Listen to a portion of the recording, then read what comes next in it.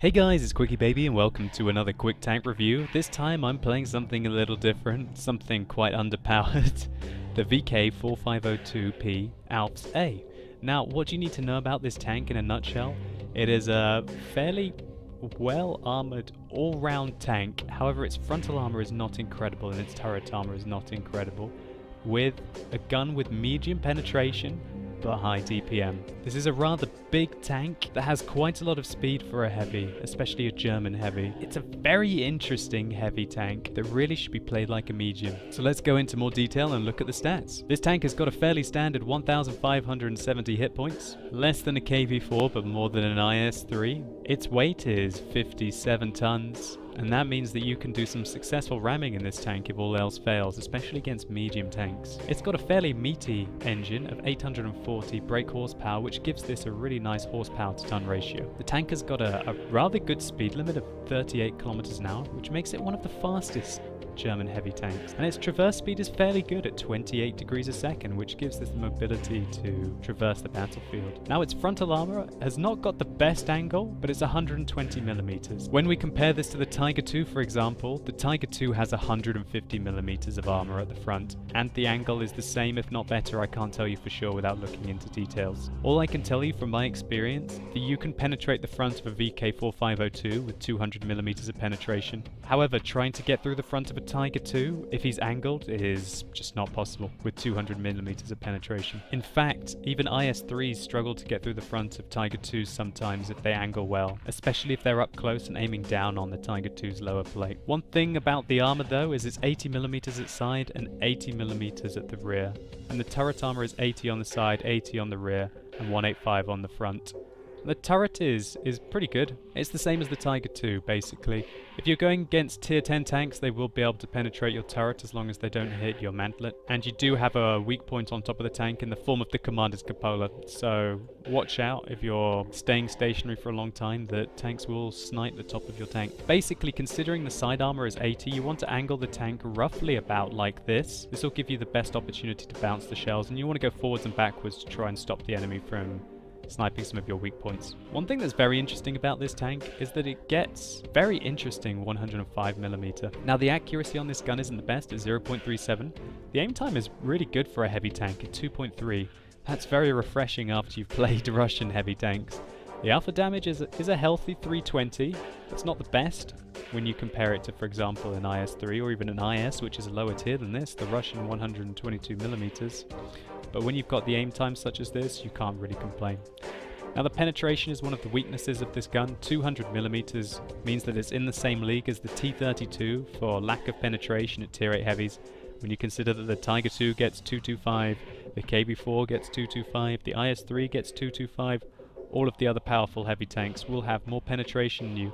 And that extra 25mm is very significant for trying to get through the front of many tier 8 heavy tanks. However, what this tank does have is a rate of fire of 5.94, and that is very healthy indeed. The KV4, as an example, only has 5.41 rate of fire, and its accuracy is worse, and its aim time is worse. It's just the extra punchy penetration, especially with the premium rounds that the KV4 gets as a benefit over the VK gun. Now, one thing that's very interesting about this is when you compare this gun, for example, against a tier 8 medium gun, it really does significantly outperform it on the DPM stakes. Looking here against the Type 59, the Type 59 may fire just under 7 rounds a minute, but the alpha damage is so much significantly less. If we look at the 90mm on the German Panzer as an example, the Panzer may fire 8 rounds a minute, but it's doing a half less damage than the 105mm. So for example, we're taking a step up from 240 alpha to 320 on the VK4502. So that means that if we were able to equate this, that this would actually have a rate of fire of 9. So we're looking like we're getting, just off the top of my head, about maybe 10-15% extra DPM than the Panzer, which has got really good DPM for a medium tank. So what else do you need to know about this tank? Well, its turret traverse is 25, which is not bad. but it's got a fantastic view range of 400 meters, which means that you can really use this as a scout. I would still recommend to use vertical stabilizers on this tank, but hell, you might actually want to drop that for binoculars and actually be a forward brawling scout that's able to really take out most of the enemy mediums if it engages them one-on-one. Up close and personal, the vert stabs really aren't your best bet. I'm just thinking about this now, but I might be very interested to remove those vert stabs and use binoculars on this tank, although that will affect your long range engagements quite badly. So really, now that you know all you need to know about the stats of this tank, let's take a look at how it performs as in gameplay.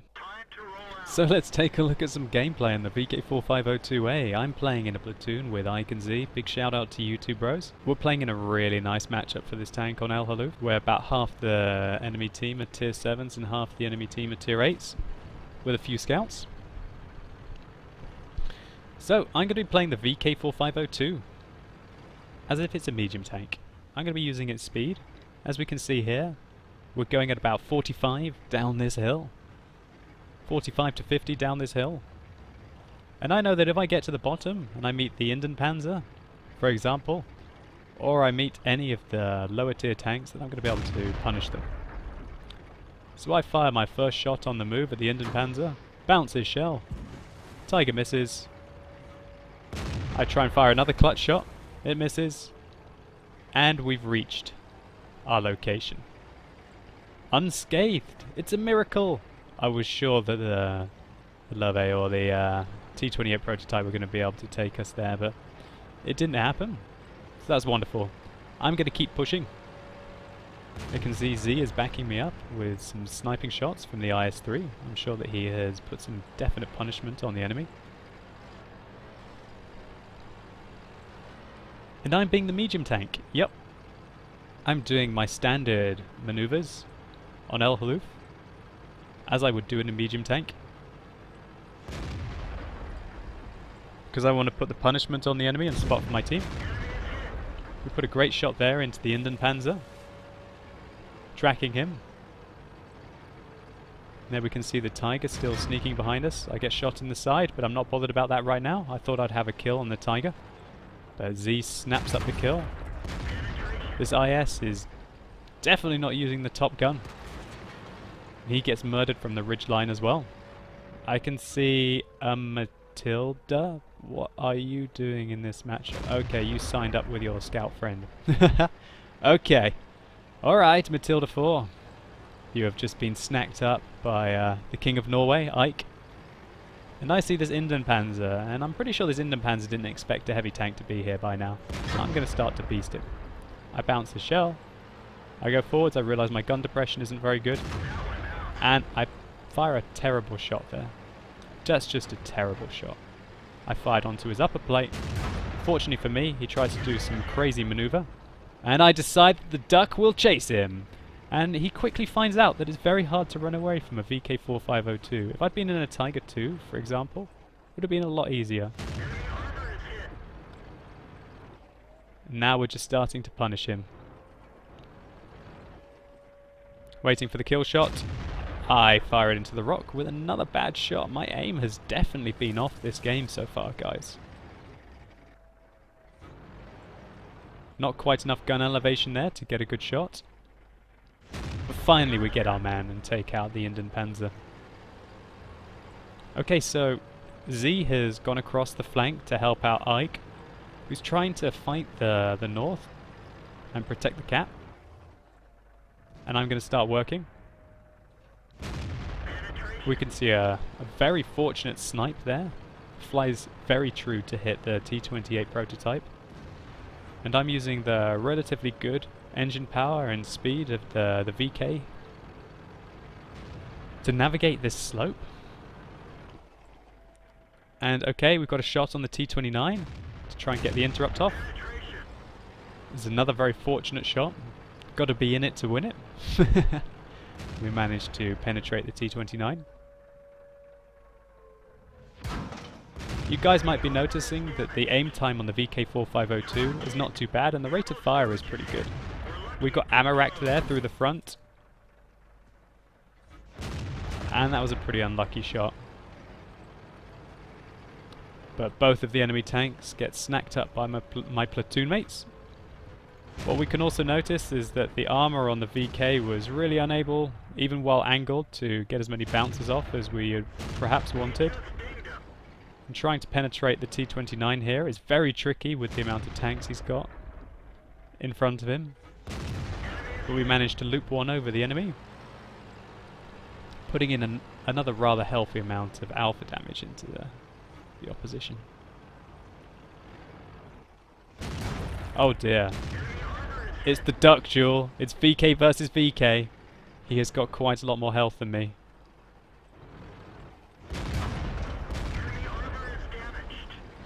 I need to get out of here. We cannot be killed by another VK. So I try and angle my armor, hoping that he can't aim down on my lower plate, which he can't. I'm waiting for him. Waiting for a shot to happen. I realize I don't have a shot and he's just going to be able to aim down on me. Fortunately, he doesn't manage to hit us. And so we go for the tracking shot. He's more interested in dealing with the Yag Panther. Oh no, don't aim at me! Oh, we get sniped just before the end of the game. So, rather hilarious. Let's take a look at some post-game stats. Sell it now. Sell this tank. Sell it now. We got our mastery badge. Okay, let's not play this tank anymore. No. But guys, that shows you how easy it is to get the mastery badge in the VK4502 Alps A.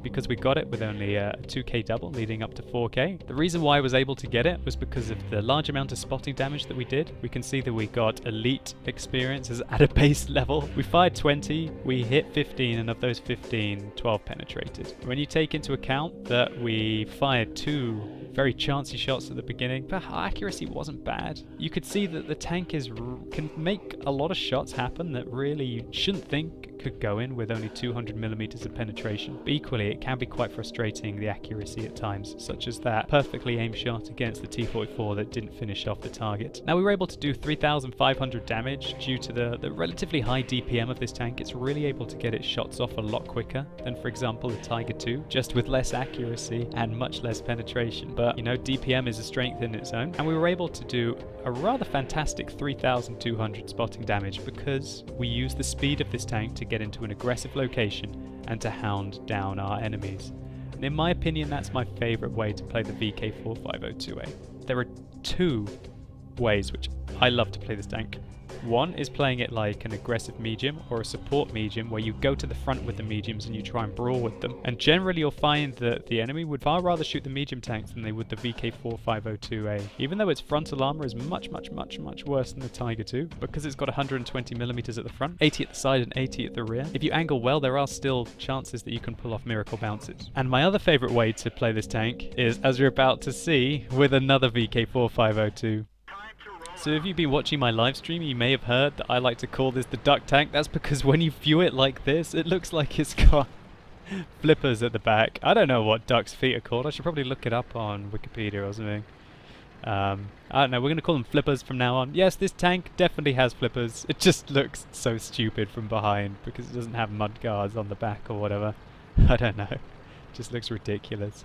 But anyway, you guys are about to find my other favourite way to play the duck tank, and that is with another duck. So, because of the DPM of this tank and the speed, I really feel that it is a tank that can work very well in platoons. If you can flank the enemy and you can overwhelm them and negate their general penetration advantage against you, then you can take them out. So against a Leve here, his strength is high penetration and fairly good frontal armor. Well, not amazing frontal armor, but really good penetration. So we're going to negate that. Me and Ike are going to negate that. He has a very low rate of fire compared to us. We just massacred him.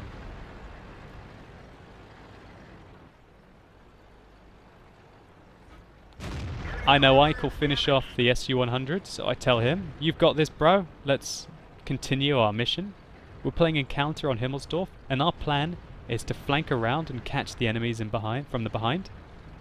We can see that Ike wasn't able to get the catch on the SU-100, but he's definitely speeding up coming behind me. And you can see that the VK4502P Alps A is actually quite fast getting around.